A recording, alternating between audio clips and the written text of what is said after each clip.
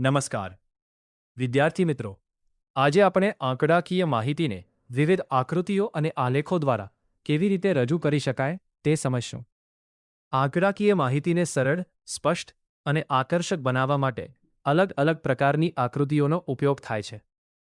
આજે આપણે 3 મુખ્ય આકૃતિઓ વિશે સમજશું. સ્તંભ આકૃતિ, બાર ગ્રાફ, પાસેની સ્તંભ આકૃતિ, કમ્પેરેટિવ બાર ગ્રાફ. વૃત્તાંશ આકૃતિ. 1. સ્તંભ આકૃતિ બાર ગ્રાફ વ્યાખ્યા. જ્યારે કોઈ એક ચલને કેટેગરી પ્રમાણે દર્શાવવા માટે સમાન અંતરવાળા સ્તંભો દોરવામાં આવે છે ત્યારે તેને સ્તંભ આકૃતિ કહેવાય છે. ઉદાહરણ: એક શહેરમાં 5 વર્ષમાં વેચાયેલ પુસ્તકોની સંખ્યા નીચે મુજબ છે: 2020 10, 2021 10, 2022 30, 2023 40, 2024 50. આ માહિતીને સ્તંભો દ્વારા દર્શાવવામાં આવે છે. મુખ્ય મુદ્દો: આમાં માત્ર એક જ ચલ અથવા કેટેગરીનું પ્રદર્શન થાય છે. વર્તે પાસે સ્તંભ આકૃતિ, કમ્પેરેટિવ બાર ગ્રાફ વ્યાખ્યા. જ્યારે 2 અથવા વધુ ચલોની સરખામણી કરવા માટે દરેક કેટેગરીમાં પાસે સ્તંભો દોરવામાં આવે છે ત્યારે તેને પાસેની સ્તંભ આકૃતિ કહેવાય છે. ઉદાહરણ: એક શાળામાં ધોરણ 10માં અભ્યાસ કરતા વિદ્યાર્થીઓની સંખ્યા. વર્ષ: છોકરાઓ છોકરીઓ 2021 30 20, 2022 35 25, 2023 40 30, 2024 35 અક્ષે. અહીં છોકરાઓ અને છોકરીઓની સરખામણી કરવામાં આવે છે.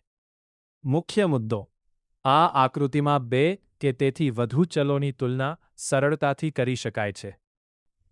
વૃત્તાંશ આકૃતિ, પાઈ ચાર્ટ વ્યાખ્યા.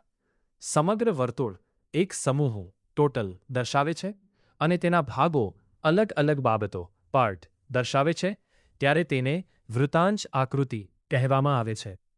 વૃત્તાંશ એટલે વર્તુળનો અંશ. ઉદાહરણ: ભારતની રાષ્ટ્રીય આવકમાં 3 મહત્વના ક્ષેત્રોનો ફાળો નીચે મુજબ છે. ક્ષેત્રફાળો %, વૃત્તાંશ ડિગ્રી અંશ. કૃષિ ક્ષેત્ર 20% તરી 61 ડિગ્રી, ઉદ્યોગ ક્ષેત્ર 30% 30% તરી 61 ડિગ્રી 108 ડિગ્રી, સેવા ક્ષેત્ર 50% 50% તરી 61 ડિગ્રી 180 ડિગ્રી, કુલ 100% 360 ડિગ્રી. વૃત્તાંશ શોધવાનું સૂત્ર: વૃત્તાંશ પેટા મૂલ્ય જવાગો કુલ મૂલ્ય જવાગો 360. મહત્વપૂર્ણ મુદ્દા: સમગ્ર 100% 160 ડિગ્રી, 1% 3.6 ડિગ્રી. કોઈ પણ બાબતનો વૃત્તાંશ જાણવા માટે તે બાબતના ટકાને 3.6 ડિગ્રીથી ગુણો.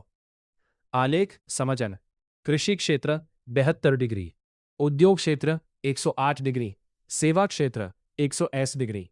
આ રીતે વિભિન્ન ભાગોને વર્તુળના અંશ દ્વારા દર્શાવતી આકૃતિને વૃત્તાંશ આકૃતિ, પાઈ ચાર્ટ કહેવામાં આવે છે.